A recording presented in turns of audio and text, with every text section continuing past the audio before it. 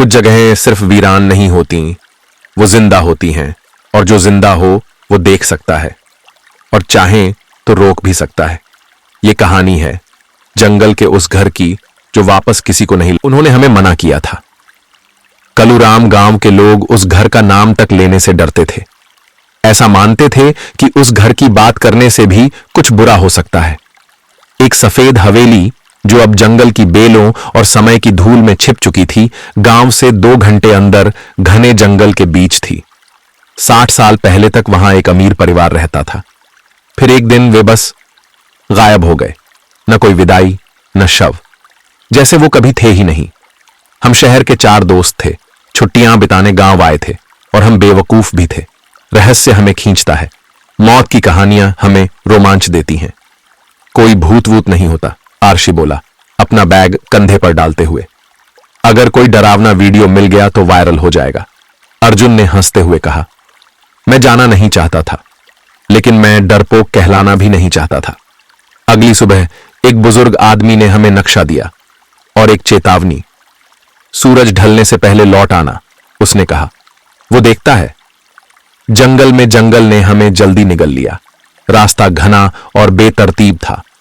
बंदरों की आंखें पेड़ों से झांकती रहीं। पत्तियों से सिर्फ थोड़ी धूप छन रही थी। करीब 1 घंटे बाद हमें 2 पत्थर के खंभे मिले, शायद पुराने दरवाजे के अवशेष। वहां से एक टूटी हुई ईंटों की पगडंडी और गहराई में जाती थी। फिर हमने उसे देखा, वो घर, सफेद हवेली, लेकिन अब हरे बेलों से ढकी हुई। खिड़कियां काली खाली आंखों की तरह दिख रही थीं। लोहे का दरवाजा झंग खाया हुआ था, लेकिन खुला था। हम अंदर चले गए। हवेली के अंदर भीतर की हवा अलग थी, ठंडी, भारी और सुनसान, जैसे जंगल की सारी आवाजें रुक गई हों। भूतपूर्व भव्य फर्श अब धूल से भरा था। एक टूटा झूमर लटक रहा था। दीवारों पर पुरानी तस्वीरें थीं, कुछ के चेहरे मिटे हुए थे। वाह, एक पियानो, राशि बोला। उसने जैसे ही पास गया, एक तेज तान गूंजी, बिना उसे छुए। धूल उड़ी। हम सब चौंक गए। तूने बजाया? अर्जुन ने पूछा। नहीं, ऋषि बोला, मैंने हाथ तक नहीं लगाया। मैंने देखा, और सचमुच उसने पियानो को छुआ तक नहीं था। कुछ गलत है। ऊपर की मंजिल पर हर कमरा वैसा ही था, जैसे मानो समय थम गया हो। बच्चों का कमरा भी वैसा ही था। एक गुड़िया कोने में बैठी थी, आंखों के बिना। अर्जुन ने उसे उठाया और मजाक करने लगा। फिर वो आवाज आई, धीमी, फुसफुसाती हुई। कोई भाषा नहीं जिसे हम समझ पाएं, लेकिन उसमें कुछ गलत था। वो क्या था? ऋषि ने पूछा। हम चुप। अर्जुन का मजाक अब गायब हो गया था। बस कुछ तस्वीरें लेकर चलते हैं, मैंने कहा। पर कुछ बदल गया था। जब हम वापस नीचे आए तो सब कुछ बदल चुका था। झूमर अब टूटा नहीं था, वो चमक रहा था। तस्वीरों के चेहरे अब साफ थे। फर्श पर अब न धूल थी न बेले। एक नई चीज थी, एक बड़ा शीशा। उसमें हम तीनों दिख रहे थे, और एक और छाया। हमारे पीछे खड़ा लंबा काला चेहरा नहीं था, बस एक परछाई। हम पलटे, कुछ नहीं था। फिर शीशे में देखा, वो अब भी वहां था। भागो! हम दौड़े। दरवाजे अपने आप बंद हो रहे थे। लकड़ी की सीढ़ियां चरमराईं।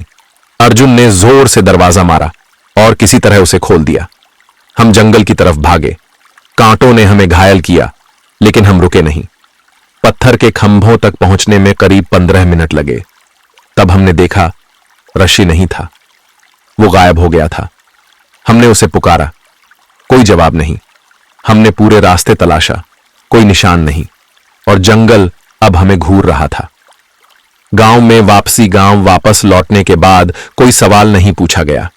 उन्होंने सिर्फ खाना और पानी दिया। रात को एक बूढ़ी औरत हमारे पास बैठी। तुम देर तक रुके, उन्होंने कहा। वो घर जिंदा है, उसे जो पसंद आता है वो रख लेता है। हमने सब कुछ मिटा देना चाहा। हमारे सारे वीडियो खराब, फोटोज ब्लैंक। सिर्फ एक फोटो बची, शीशे के सामने की, जिसमें हम तीनों खड़े थे, और एक छाया भी। उसकी मुस्कान दिख रही थी। कुछ घर खामोश नहीं होते, वो आपको देख रहे होते हैं, और अगर आप ध्यान ना दें तो शायद वो आपको रोक भी सकते हैं। क्या आप कभी किसी सुनसान हवेली के अंदर जाने की हिम्मत करेंगे?